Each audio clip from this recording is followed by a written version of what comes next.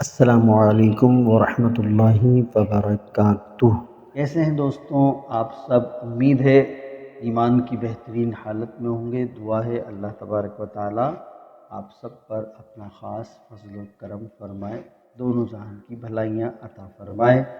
Vlog of success میں ایک مرتبہ پھر ہم آپ کو خوش آمدید کہتے ہیں اور ان دوستوں کا بہت شکریہ ادا کرتے ہیں جن دوستوں نے ہماری ویڈیوز کو واچ کیا، لائک کیا، شیئر کیا، ہمارے چینل کو سبسکرائب کیا۔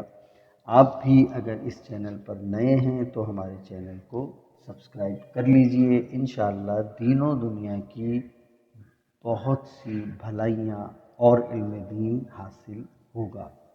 آج ہم بات کریں گے ماہ صفر المظفر کی حقیقت اور فضیلت کے بارے میں، کیونکہ یہ صفر کا مہینہ چل رہا ہے، لہٰذا اسی حوالے سے ہماری گفتگو بھی ہوگی۔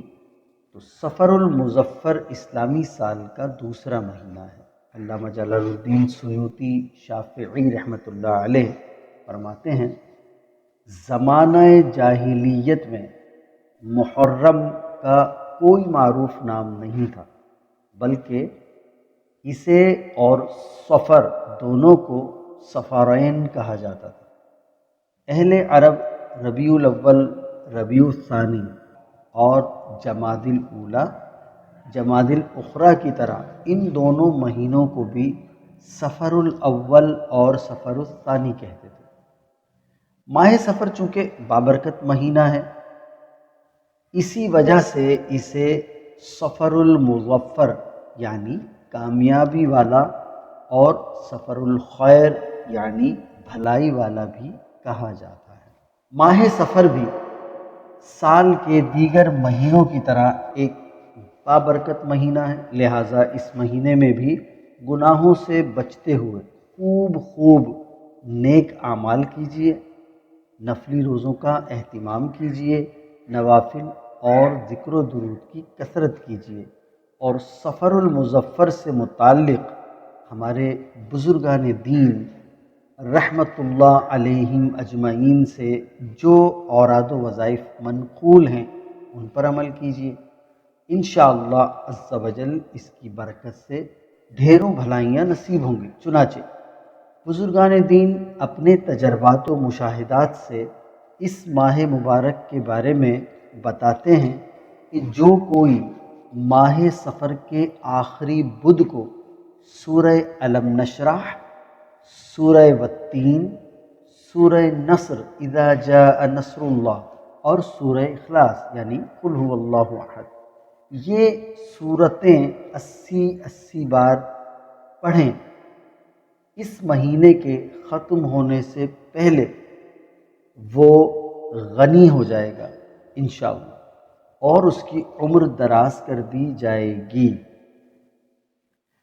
ماہ صفر المظفر جیسے بابرکت مہینے سے متعلق بہت سی بے بنیاد باتیں مشہور ہیں۔ زمانہ جاہلیت میں اہل عرب محض اپنے باطل خیالات کی وجہ سے اسے منحوس خیال کرتے تھے، جیسا کہ علامہ بدر الدین عینی رحمۃ اللہ علیہ فرماتے ہیں، دور جاہلیت میں یعنی اسلام سے پہلے ماہ صفر کے بارے میں لوگ اس قسم کے وہمی خیالات بھی رکھا کرتے تھے کہ اس مہینے میں مصیبتیں اور آفتیں بہت ہوتی ہیں، اس لیے وہ لوگ ماہ صفر کے آنے کو منحوس خیال کیا کرتے تھے۔